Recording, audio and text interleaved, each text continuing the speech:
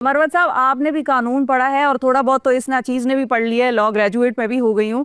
कौन सी दुनिया के कानून में किसी को गाली देना जुर्म है?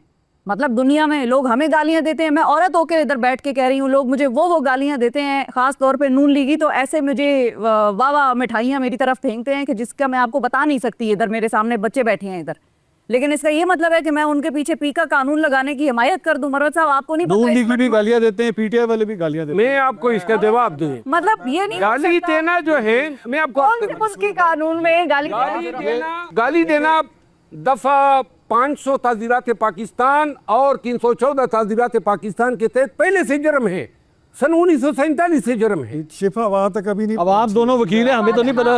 मैं वहां तक नहीं पहुंची, लेकिन बहरहाल हम जो कानून पाकिस्तान में आम तौर पर डिस्कशन के मौजू बनता है, बरतानवी कानून होता है। बरतानिया में तो आप किसी को गाली नहीं दे सकते। आप ये कहना चाहती हैं कि गालियां दो?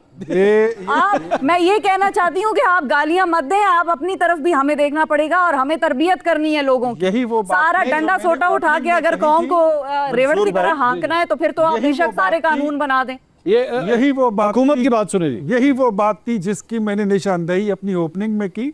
मैंने यही कहा कि नए पाकिस्तान का सबसे बड़ा तोहफा और सबसे गंदा तोहफा जो था वो यही था कि छोटे बच्चे खड़े होकर बड़े बुजुर्गों को, अपने बाप दादा चाचा ताया और मामा की उम्र के लोगों को लान तान करके नंगी गालियां देते हैं। क्या ये हमने पुराने पाकिस्तान में हमने ये नहीं देखा था? ये नए पाकिस्तान का एक तोहफा था। Let me complete. जो आप कहते हैं ना गाली, तो शिफा बीबी आप हमारे अकाउंट उठा लें। ये शेर अफजल मरवत तो वहाँ से चला गया पीटीआई से, या आपने निकाल दिया, इनकी जमात ने इनको निकाल दिया, तो इनको तो गाली ये देते हैं। हमने क्या किया था?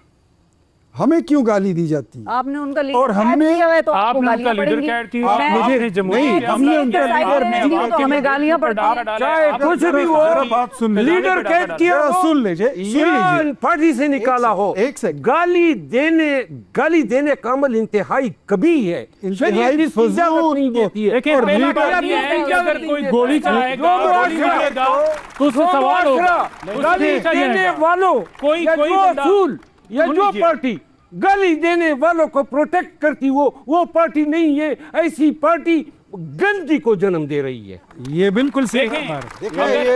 मैं एक जुमला करना चाहता हूँ। ये कहते हैं कि आपने उनके लीडर को कैद करके रखा, हमने लीडर को एक बुजुर्ग वालिदैन मरे हुए 10 साल हो गए हैं, रोजाना मरे हुए वालिदैन को गालियां देते हैं। अगर तुम्हें तबाह करे, ये कौन सी नस्ल हो जो तुम पैदा हो गए हो? जी शिफा सर, मैं यहाँ पे 2 खवातीन की मिसाल देती हूँ और मैं दोबारा एक कानून की शक्ल लेके आऊंगी। प्रिविलेज्ड कम्युनिकेशन एक चीज़ का नाम है, और प्रिविलेज्ड कम्युनिकेशन जो है वो मियाँ और बीवी को, उनके आपस का जो भी रिलेशनशिप है, एक दूसरे की बातचीत है, कोई भी कानून मियाँ के खिलाफ बीवी को और बीवी के खिलाफ मियाँ को गवाह नहीं बना सकता किसी केस में, ठीक है?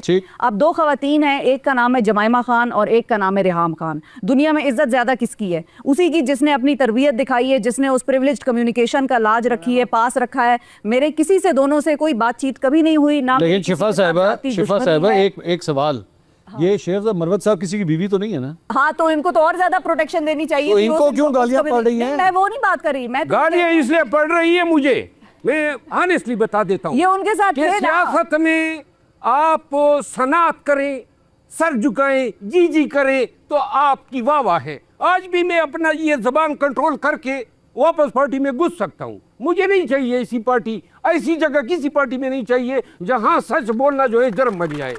नहीं साहब, मेरे ख्याल में नहीं साहब जवाब ना दे जाती होगी। जी नहीं साहब, देखें, मैंने पहले भी ये गुजारिश की कि पाकिस्तान में 300+ अरब का जब डाका मारा गया गंदम के अंदर, और उसके बाद अब चीनी के अंदर 200-300 अरब का डाका मारा गया है। दुबई लीज के अंदर लोगों के नाम आए, हमारे लोगों डाका मारने के लिए तो प्रेस कॉन्फ्रेंस करवाई गई, हमारे चादर चारदीवारी का तकद्दस पामाल किया गया, अवाम का मैंडेट लूटा गया।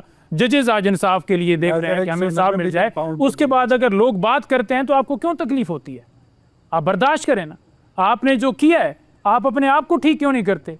आपको अवाम ने मुंतखब भी नहीं किया और आप आके बैठ जाएं और अपनी ताकत के जोर के ऊपर जो है आप लोगों के ऊपर जुल्म सितम करें, ये बात गोली तक चलाएं। रैलियों की बात करें जो इनको पढ़ती हैं। देखिए मैं जो है पीका लॉ जो बनाया गया है, जिस बुनियाद पर बनाया गया है कि मरियम का नाम लेना जो है वो पीका है। मेरे ऊपर भी 12 से 14 मुकदमात हैं दहशतगर्दी समेत, तो नहीं है बगावत ना। समेत। देखिए पीका लग जाएगा ना, पीका कितने लोगों नहीं, पर आप लगा, बोलें। इसी वजह से लगा है। जो बात कर रहे हैं तो बात होती रहेगी। ये कौन सा फिर मुआशरा है जहां आप बात नहीं कर सकते? हम बात करेंगे और डंके की चोट के मगर ऊपर साहब, करेंगे। ये फिर आपके जिसको भी तकलीफ बनता है होती ना, है हो, ये पाकिस्तान की आवाज है, पाकिस्तान की आवाम की वो कह रहे हैं आवाज कि कोई बंद नहीं कर सकता। ये लोगों की आवाज बंद तो भी की जा सकती है, तलबीत तो की जा सकती है। तो अगर तरबियत आपको करें, इसमें तरबियत। होती है तो हो मैं सकती है। आपको अर्ज करूं, पीका कवानीन जो हैं वो इसलिए बनाए गए कि हमारी नौजवान नस्ल जो है वो कोई किसी और रास्ते पे चल गई।